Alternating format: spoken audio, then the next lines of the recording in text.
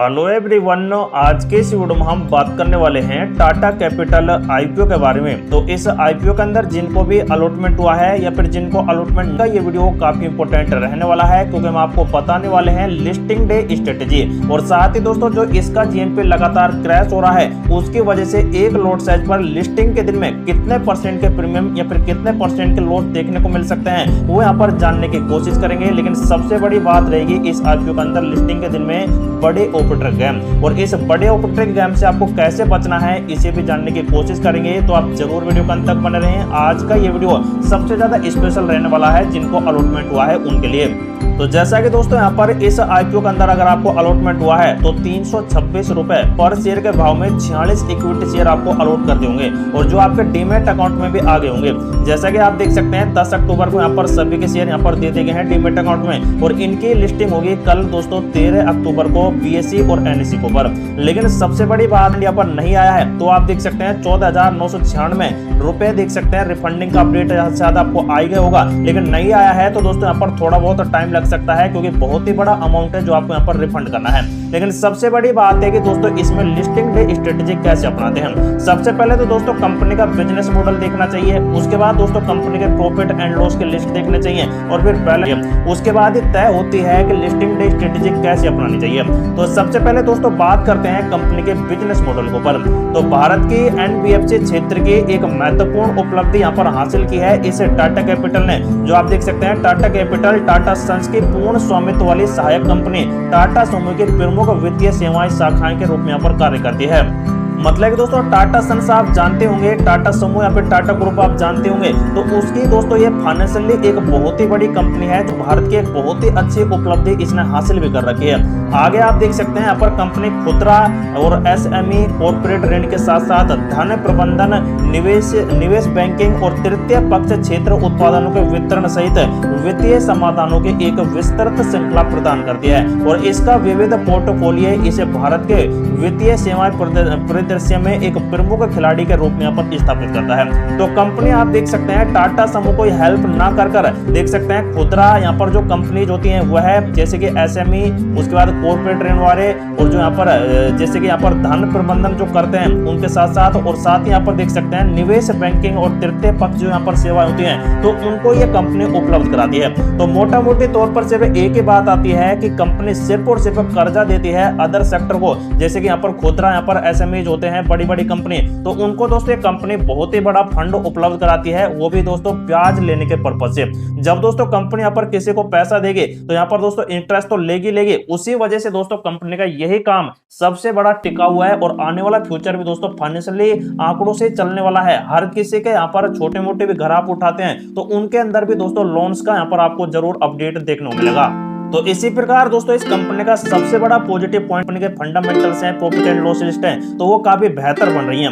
लगभग 1,38,383 करोड़ का इस कंपनी का जबरदस्त मार्केट है, जो दोस्तों यहाँ पर शायद आपने किसी भी आईपीओ का नहीं देखा होगा, इतना बड़ा मार्केट कैप है। उसके बाद आप देख सकते हैं कंपनी पर कर्जा है लगभग 2,08,851 करोड़ का। यह बड़े फंड हाउस को, तो जैसे कि दोस्तों यहाँ पर ये कंपनी ले लेती है आरबीआई से बड़ा कर्जा, जो टाटा कैपिटल है ये कंपनी लेती है आरबीआई से बड़ा, और उसके बाद दोस्तों यहाँ पर आरबीआई से जैसे कम यहाँ पर जैसे कि एग्जांपल के लिए एक की जगह दो यहाँ पर दोस्तों ब्याज लेगी, जैसे कि यहाँ पर ये तो है टाटा कैपिटल और ये है दोस्तों दूसरा फंड। तो यहाँ पर आरबीआई से जो कर्जा लिया है वो 1 रुपए के भाव में लिया है टाटा कैपिटल ने, लेकिन टाटा कैपिटल ने इसी कर्जे को ट्रांसफर कर दिया दूसरे फंड हाउस को, वो 2 रुपए के भाव में, तो लेकिन 1 रुपए वापस कर देगी आरबीआई को, क्योंकि उसका भी तो एक कर्जा यहाँ पर इंटरेस्ट बनता है। तो इस प्रकार दोस्तों यहाँ पर टाटा कैपिटल है जो अपने यहाँ पर बिजनेस चलाती है और काफी जबरदस्त पॉजिटिव रिटर्न निकल कर लेती है।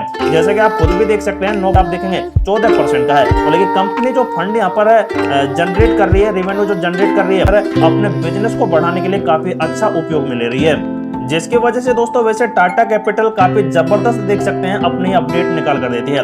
उसके साथ ही आप देख सकते हैं कंपनी के पास दोस्तों यहाँ पर आप ये भी देख लीजिए, यहाँ पर रिजर्व तो है लगभग 25 है। तो दोस्तों जब कंपनी पर इतना कर्जा है तो इतना रिजर्व और इतना कैश फ्लो क्यों बनाया हुआ है, तो दोस्तों कंपनी में कई यहाँ पर ऐसे इन्वेस्टमेंट प्लान होते हैं जिनकी वजह से दोस्तों कंपनी के पास इतना रिजर्व और यहाँ पर आरबीआई यहाँ पर एरिया अफोर्ड करती है। लेकिन उसके बाद दोस्तों बात आती है इस कंपनी के पीयर कंपैरिजन के ऊपर। टाटा कैपिटल देख सकते हैं टॉप पोजीशन पोजीशन पर देखने को मिल रही है। और जैसे कि यहाँ पर दोस्तों और भी कई कंपनियां हैं वो दोस्तों इसी के यहाँ पर पासिंग में है। जैसे कि यहाँ पर दोस्तों एक कंपनी है, जैसे कि यहाँ पर 2-3 कंपनी के साथ ही दोस्तों एक कंपनी भी वर्क कर रही है, जिसकी वजह से कंपनी का दबदबा काफी बेहतर है। हालांकि कंपनी के दोस्तों प्रॉफिट एंड लॉस का लिस्ट आप देख सकते हैं पिछले 3-4 साल का, जिसमें आप देख सकते हैं यहाँ पर 1245 करोड़ का कंपनी ने यहाँ पर प्रॉफिट दिया था 2021 के अंदर, लेकिन आप देख सकते हैं 1800 करोड़, 2900 करोड़, 3200 करोड़ और करीब 3600 करोड़, मतलब 4-5 साल के अंदर दोस्तों काफी बेहतर देखने को मिला। जैसे कि आप देख सकते हैं ऑपरेटिंग प्रॉफिट आप देखेंगे इस कंपनी का तो 7000 करोड़ से देख सकते हैं 20,000 करोड़ पर हो गया है, लेकिन ओपीएम रेट दोस्तों 71 से 72% ही इनकी जो है, जो बहुत ही कम यहाँ पर है। और यहाँ पर साथ ही आप देख सकते हैं कंपनी जो यहाँ पर इंटरेस्ट दे रही है वही सबसे बड़ी बात निकल कर आती है। तो ये इंटरेस्ट दोस्तों जिसको भी दे रही है तो उससे यहाँ पर दोस्तों ये कंपनी यहाँ पर कमा भी रही है, क्योंकि तो 30,000 करोड़ का लिया होगा इस टाटा कैपिटल ने, लेकिन जो ये 15,000 करोड़ जो दिया है ये दोस्तों आरबीआई को यहाँ पर दिया होगा। जैसे कि यहाँ पर दोस्तों मैंने शुरू में ही एग्जांपल आपको दे दिया है। तो इस प्रकार देख सकते हैं कंपनी का शानदार प्रॉफिट एंड लॉस लिस्ट यहाँ पर चल रहा है। उसके बाद बैलेंस शीट के ऊपर बात करें तो आप 851 करोड़ के आसपास देख सकते हैं कंपनी के ऊपर कर्जा बढ़ गया है। तो कंपनी दोस्तों जब ब्याज पर पैसा देगी तो कंपनी पर कर्जा बढ़ेगा, जो काफी अच्छा बढ़ रहा है। जितना ज्यादा कर्जा कंपनी पर होगा उतना ही ज्यादा प्रॉफिट कंपनी बना कर देगी।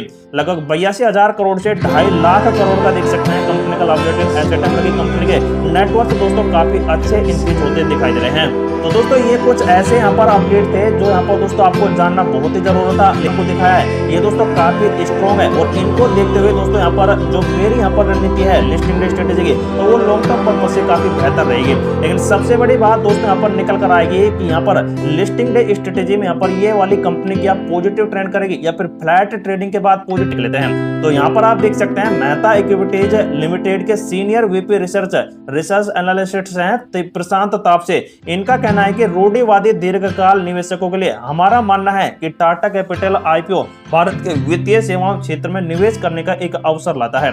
तो दोस्तों इन्होंने देख सकते हैं लॉन्ग टर्म पर्पज वालों के लिए यहाँ पर सलाह दी है, ना कि शॉर्ट टर्म और जो मीडिया वित्तीय सेवाओं पर असर तो डालती है, लेकिन टाटा समूह के तहत पैमाने, विविधीकरण और मजबूत ब्रांड की विश्वसनीय संयोजना है। मतलब कि दोस्तों टाटा कैपिटल है जो एक बहुत ही बड़ी ब्रांड है और उसी वजह से इस कंपनी की बड़े पैमाने पर यहाँ पर दोस्तों मजबूत ब्रांड बढ़ पाई है।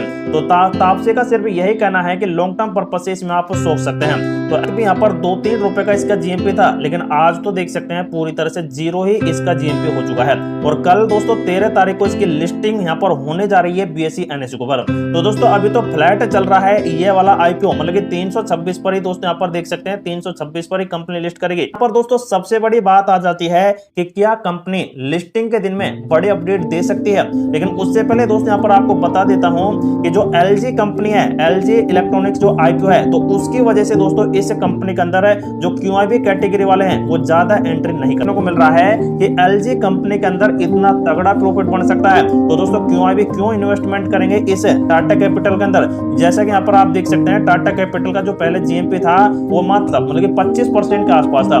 जब दोस्तों यहाँ पर कंपनी के अंदर एलजी कंपनी के अंदर क्यूआईबी कैटेगरी वालों ने 166 गुना ओवर सब्सक्राइब किया है, तो दोस्तों उस टाइम उसका जीएमपी करीब 35% के आसपास चला गया, जो दोस्तों बहुत ही अच्छे प्रॉफिट की बात है। लेकिन अब इस कंपनी के अंदर दोस्तों जब जीएमपी खोल का दोस्तों क्यूआईबी फिर से यहाँ पर प्रॉफिट ले सकते हैं। अब जैसे कि दोस्तों एलजी कंपनी से तो वो तगड़ा प्रॉफिट ले लेंगे, मंगलवार के दिन में लिस्ट करेगा जैसे ही एलजी, तो वहां से दोस्तों यहाँ पर प्रॉफिट बुक करने के बाद जो फंड यहाँ पर वापस ले बाद ही फिर से इन्वेस्टमेंट करें, तो वहां पर दोस्तों हो सकता है कि क्यूआईबी कैटेगरी वाले एलजी में से अपना फंड निकालकर, फंड क्या वो प्रॉफिट भी निकालकर सीधा टाटा कैपिटल में भी इन्वेस्ट कर सकते हैं, जिसकी वजह से टाटा कैपिटल दोस्तों लिस्टिंग के दिन में तो नेगेटिव होगा ही होगा, फ्लैट भी हो सकता है। जितना ज्यादा नेगेटिव जाएगा उतना ही ज्यादा दोस्तों टाटा कैपिटल के अंदर इन्वेस्टमेंट आ सकता है एलजी के अंदर, जिन्होंने क्यूआईबी ने यहाँ पर बहुत ही बड़ी क्वांटिटी में पैसा लगाया है।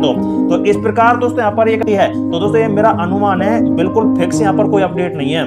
और साथ ही दोस्तों टाटा कैपिटल पर ना आकर ये भी तो हो सकता है, जैसे कि यहाँ पर रूबिकॉन रिसर्च एक आईपीओ चल रहा है जिसका करीब 110 रुपए के आसपास का जीएमपी चल रहा है, लगभग 3300 रुपया, जिसमें 9:30 बजे से लेकर और करीब 10 बजे तक, मतलब आधे घंटे का टाइम मिलेगा आपको इसमें बिड लगाने के लिए। जैसे कि यहाँ पर अलॉटमेंट जो हुए हैं वो दोस्तों लेने की कोशिश करेंगे, क्योंकि उनको पता है कंपनी का जीएमपी 0 है और बहुत ही बड़ा लॉस झेलना पड़ सकता है।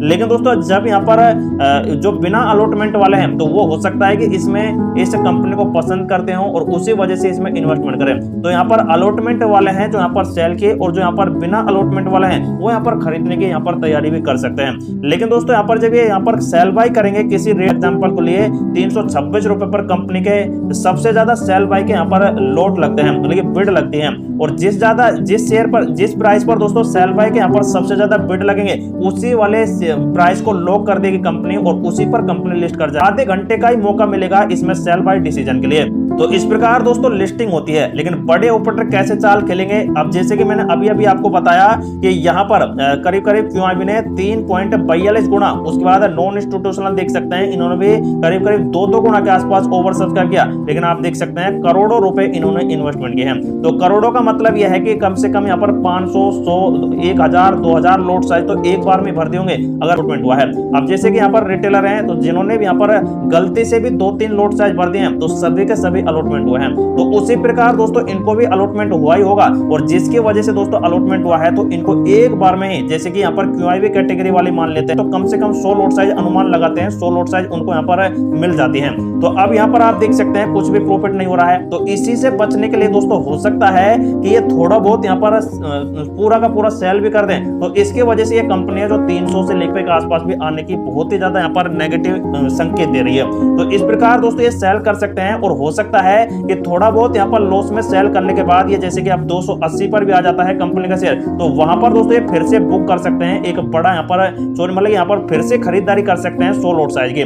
जब ये दोस्तों यहाँ पर खरीदारी करेंगे तो ये फिर से पॉजिटिव में जाएगा, और उस प्रकार दोस्तों इनको जब प्रॉफिट होगा तो फिर से ये सेल कर एग्जिट हो सकते हैं, और इस प्रकार दोस्तों इनको एक बड़ा प्रॉफिट हो जाएगा। तो इस प्रकार होती है दोस्तों यहाँ पर लिस्टिंग डे के स्टडी है, और इसी ऑपरेटर गेम से दोस्तों आपको बचना है। हालांकि दोस्तों यहाँ पर जितने को भी यहाँ पर अलॉटमेंट हुआ है तो वो यहाँ पर सिर्फ एक ही रणनीति अपनाने वाले हैं, शायद सेल की, क्योंकि इसमें दोस्तों कुछ भी अपडेट नहीं मिल रहे हैं। क्योंकि इसके अलावा दोस्तों जैसे कि यहाँ पर थोड़ा बहुत भी लॉस कर यहाँ पर बुक कर एग्जिट हो जाएंगे जो भी बंदे, तो वो दोस्तों ऑप्शन है उनके पास रूबिकॉन रिसोर्स, जैसे कि यहाँ पर काफी अच्छा जीएमपी दिखा रहा है, तो उसमें भी इन्वेस्टमेंट कर सकते हैं थोड़ा बहुत लॉस बुक करने के बाद ही।